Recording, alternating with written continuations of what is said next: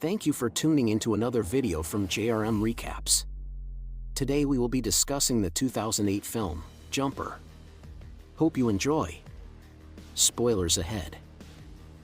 The film opens with timid teenager David Rice, who has a crush on Millie, a girl who fantasizes about traveling throughout the world. David surprises Millie with a little gift, a snow globe of the Eiffel Tower, but a bully named Mark snatches it and tosses it out onto the icy surface of the river. Determined to retrieve the snow globe, David walks onto the ice and recovers it.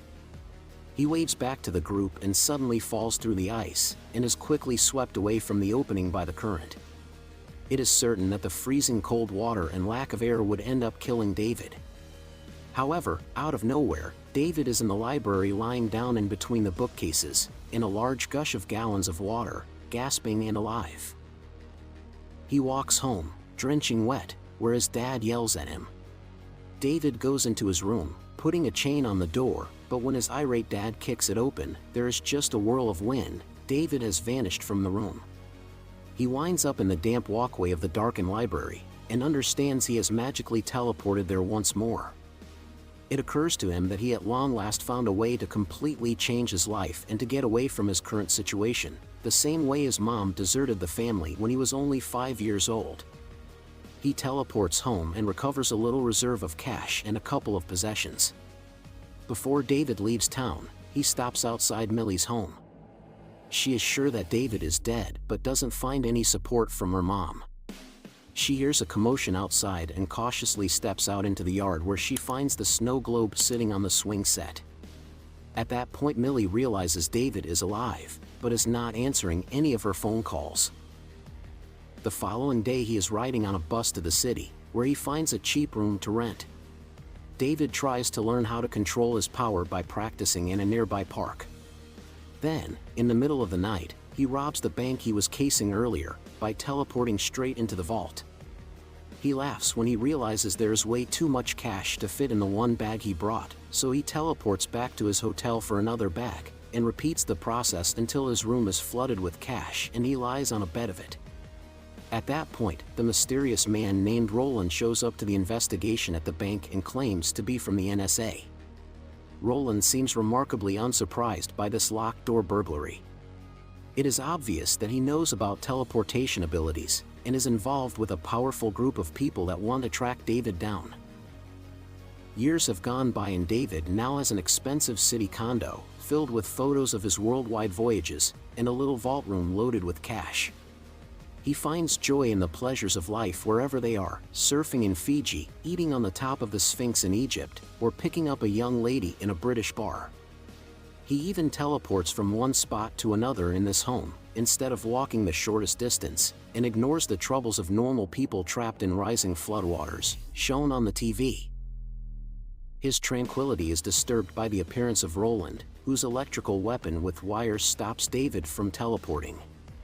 We discover that Roland's main purpose in life is to obliterate jumpers, people who teleport, because only God should have the power to be everywhere. Frantic, David is able to get away by teleporting back to his childhood bedroom. His dad comes to his bedroom door after he is made aware of David's presence, begging him to stay. David then teleports away right as his dad forces the door open. His new perfect way of life in ruins, he decides to go see his lost love Millie. He tracks down her still in the same town, working at a bar. His old bully enemy Mark figures out how to start a fight with him again, and in an instance, David teleports with him into a bank vault, leaving him there. Getting back to the bar, he asks Millie to accompany him to Rome.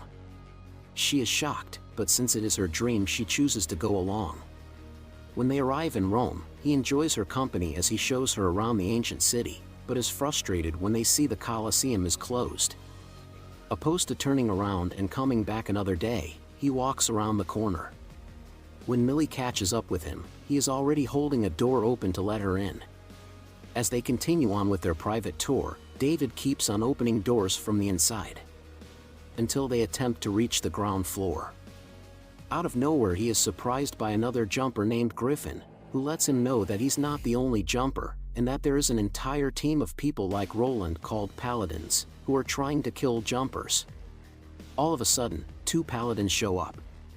Griffin is ready to fight them and is eventually able to subdue them, then teleports away. David follows Griffin's teleport to his lair, asking him many questions. He is very confused, and Griffin's brief answers do nothing to help clarify anything. Griffin tells David he can't have a girlfriend, friends, or a family because the Paladins will kill them all to get to him.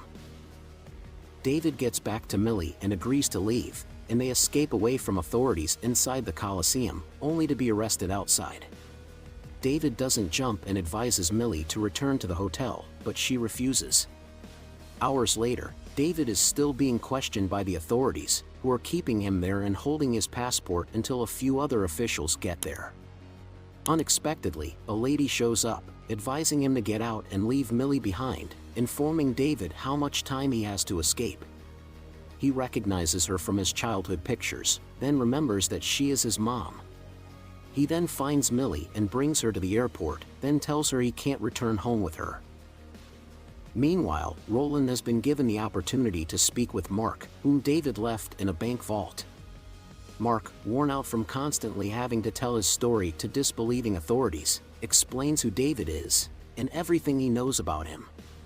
Roland decides to seize this opportunity by going to meet with David's dad. With the risk to his family sinking in, David goes back to ask Griffin more questions. He teleports to his childhood home and sees his dad lying on the floor. While crying, he teleports his dad to a hospital, trying to get his dad medical attention. He then teleports to visit Mark in jail, asking him what information he gave to Roland. Mark replies that he let him know everything. David knows that Millie will be in danger when she departs the plane in the US, so he asks Griffin for help, but Griffin refuses. David follows Griffin through jumps, attempting to persuade him. Griffin steals a car which they ride in together, with Griffin teleporting the car through traffic however he wishes. They trade a few pieces of information. Griffin tells David the Paladins killed his parents when he was only 5 years old, and David tells Griffin that his mom left when he was also only 5 years old. David asks Griffin how he is able to teleport a car, and Griffin laughingly responds by telling him about a jumper who attempted teleporting an entire building, which ended up killing the guy. Griffin finally agrees to help David for only one reason, to finally confront Roland, who he has a major grudge with. They get to the US but find Millie's flight has already arrived an hour earlier. He teleports to her condo, expecting to get her out quickly, but Roland and his team show up before he begins to explain what is going on. He is able to teleport Millie to Griffin's lair, which Griffin yells at him for doing so, on the grounds that Roland can directly follow his teleport. Griffin gets ready to abandon his home, at which point Roland shows up and a big fight ensues. At a certain point, Griffin teleports a bus at Roland, who manages to dive under it as it rolls. David is caught, webbed up in a corner of the room by Roland's electrical wiring, which later becomes discarded. As Millie frees David, her displeasure at the circumstances and apprehension about his weird power are apparent. She orders David to take her back home and leave her alone, but before he can do so, Millie is captured and held hostage. Griffin intends to plant a bomb in Millie's condo to kill Roland, which would of course also kill everyone else there, including Millie. David forbids it, so they fight over the bomb while teleporting all around the world. They then begin to fight over the detonator, falling down from the Empire State Building, then showing up in a war zone, where David finally is able to trap Griffin in some fallen power lines, working similarly to one of Roland's traps. David gets back to Millie's condo, knowing full well he's gone directly into extreme danger. The Paladins utilize electric wires to surround and tie down David, anchoring them to the walls. David has Millie move near him, and then remembers Griffin's story. David doesn't attempt to move the entire structure, but instead just the parts attached to the anchor wires. As David utilizes his power, the structure starts to tear apart. The roof breaks as the condo vanishes out from under it. David teleports Roland to a cavern and leaves him there, saying he should be thankful he didn't drop him off with the sharks. David disappears, and Roland moves to the cavern opening, finding himself on a secluded cliff in the Grand Canyon. It is now winter, and we see David approach an expensive house and knocks on the door. A teenage girl answers the door, followed a few seconds later by David's mother, who sends her daughter off to her room.